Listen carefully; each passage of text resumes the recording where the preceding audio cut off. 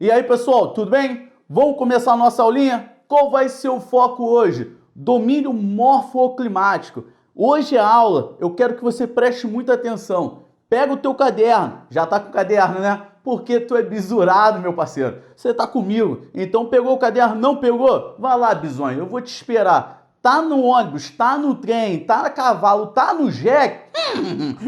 Meu irmão, dá um jeito. Pega ali, vai anotando, porque tudo que eu falo é importante, tá? Já tô recebendo várias, direct. O professor tá me ajudando com esses bizuzinhos no caderno, porque isso aí você pode levar para qualquer lugar junto com a minha aula, beleza? Então pega o teu caderno, pega as tuas canetinhas coloridas para deixar o teu caderno muito bonitinho, beleza? A aula de hoje a gente vai entender e relacionar o que é o domínio morfoclimático.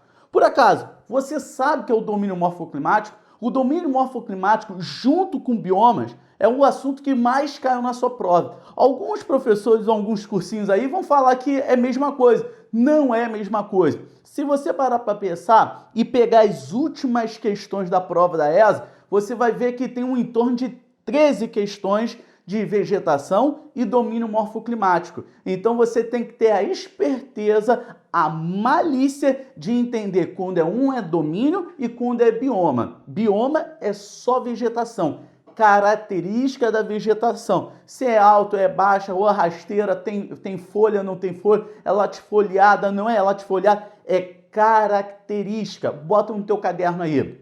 Diferença entre bioma, perfeito, e domínio morfoclimático. Nesse caso aí, tem outros nomes. O mais conhecido na sua prova seria domínio morfoclimático.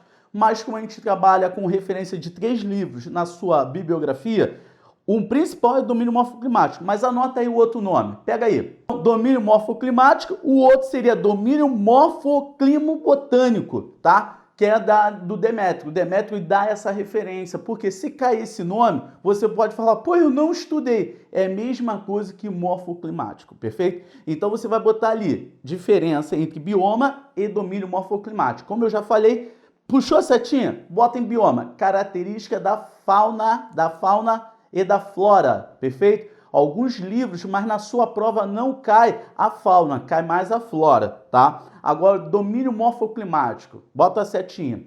Eu vou te dar todos os itens que se diferenciam, aí você vai perceber qual é a diferença. E eu quero você desafiando teu amigo. Aí, sabe qual é a diferença de bioma e domínio morfoclimático? O cara vai ficar sem responder e você vai rir e vai falar, eu sei, mas eu não vou te responder, porque tu vai ser meu 01, perfeito? Então vamos lá, domínio morfoclimático, o que é isso? Lembra daquela aulinha de relevo, da questão de classificação de relevo? Lembra daqueles 3 autores?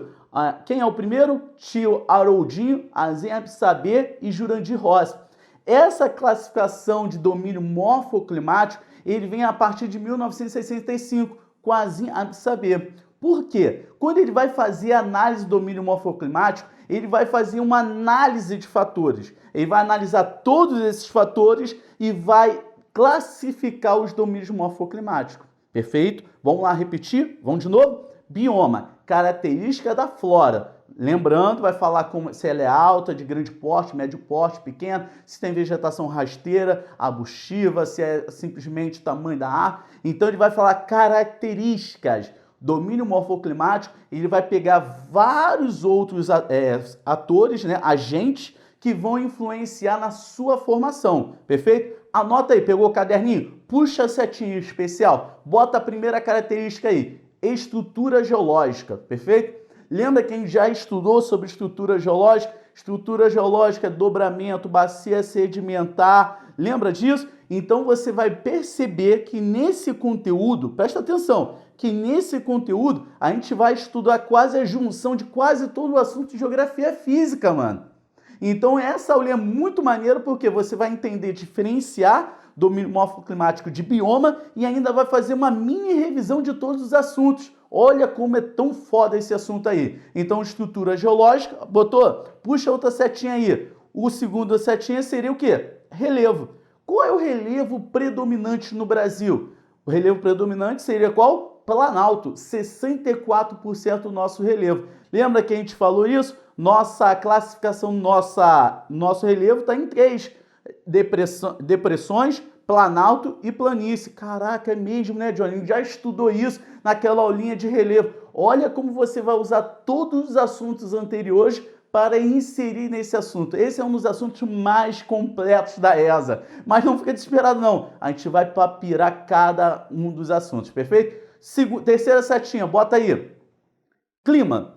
Clima é o terceiro item que vai ser avaliado. Lembra de todos os climas? Clima subtropical, clima semiárido, clima equatorial, clima atlântico. Olha quantos climas. Caraca, é muita coisa, mas fica tranquilo que vai dar tudo macetado. O outro seria vegetação. Pô, Johnny, mas isso aí não entra no bioma? Sim, as características que a gente estudou sobre vegetação brasileira vai entrar também nessa questão do domínio morfoclimático. É nesse momento que todo mundo confunde achando que domínio morfoclimático é a mesma coisa que bioma. E eu tô te mostrando que não é, perfeito? Puxa outra setinha aí. Hidrografia, perfeito? Hidrografia vai ser o próximo assunto que a gente vai estudar, bacias hidrográficas. Dessa forma, você vai ficar amarradinho. Quando eu falar aqui, tu vai lembrar de bacias hidrográficas, perfeito? Próxima setinha aí, bota aí. Solos. Solos é a nossa próxima aula também, mas isso aí eu já estou adiantando para você ver que a maior parte dos assuntos que a gente já trabalhou, você vai ver nessa parte aí.